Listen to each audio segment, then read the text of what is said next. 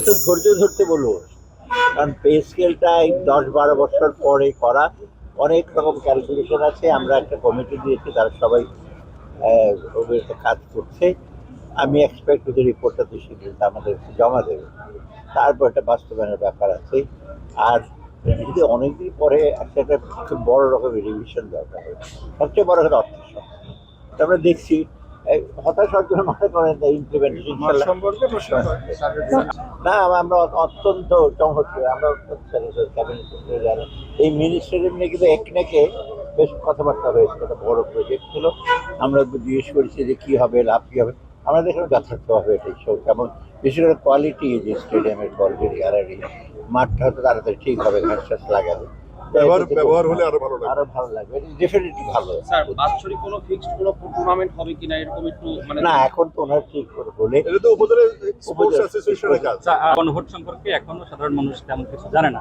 সরকারের পক্ষ থেকে গণভোট নিয়ে কি গ্রাম অঞ্চলে বা মানে যে এই আমাদের এরকম অঞ্চলগুলোতে কোনো আরো কোনো কার্যক্রম করার না, গণভোট তো না জানার কথা না, কেন গণভোট তো স্যার আমরা বিভিন্ন এলাকা যাচ্ছি, সাক্ষাৎকার নিচ্ছি, কিন্তু সাধারণ মানুষ আর আসলে না না, আপনাদের প্রচার আরেকটা জিনিস আমি বলি, যেমন আমি কয়েকদিন পরে 3টা ডিস্ট্রিক্টে যাব, এই চাঁদপুর, লক্ষ্মীপুর, ফেনী। আবার আজকে বেশ কয়েকজন সিরাজগঞ্জে এখন যাচ্ছি। অতএব আমাদের দিক থেকে আমরা বলছি যে গণভোটটা আসলে দেওয়া সবাইকে দিতে হবে ভোটে, এবং আমরা বলছি হ্যাঁ, তার জন্য আমরা বলি এই জন্য যে আপনাদের সংস্কার বলতে যে একেবারে আমরা যত করেছি, পরবর্তী সরকারও তো সংস্কার করবে। কোনো সময় কিন্তু বাংলাদেশের লোকের ভালোর জন্য কোনো ভালো করে সংস্কার, সবই হলো পার্টি বেস। যে পার্টি আসবে তার ম্যানিফেস্টো। আমরা ওখানে বলেছি যে যেই আসুক তার ডিসাইড করবে, কিন্তু আপনি একটু সাপোর্ট দেবেন এবং আপনাদের অংশগ্রহণ এই প্রকল্পগুলো এগুলো নেবে। অর্থাৎ এইটার জিনিসটা পজিটিভ একটা দিক আছে।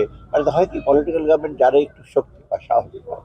এখন এর আগে যেটা আমি তো মোটামুটি সরকারে ছিলাম, আমি আবার মহিষা আমি ভোলার কিন্তু ডিস্ট্রিক্ট বাজেট দিতে ঢাকায় বসে। ভোলার লোক কী চায় আপনি জানেন?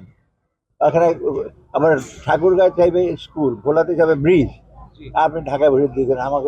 আমি তখন গভর্নর ছিলাম, তারপরে না এটা আমরা ঠিক করি। অর্থাৎ এই যে হ্যাঁ ভোট, তখন আপনাদের আলোচনা, এটা উদ্দেশ্য কিন্তু ওইটাই।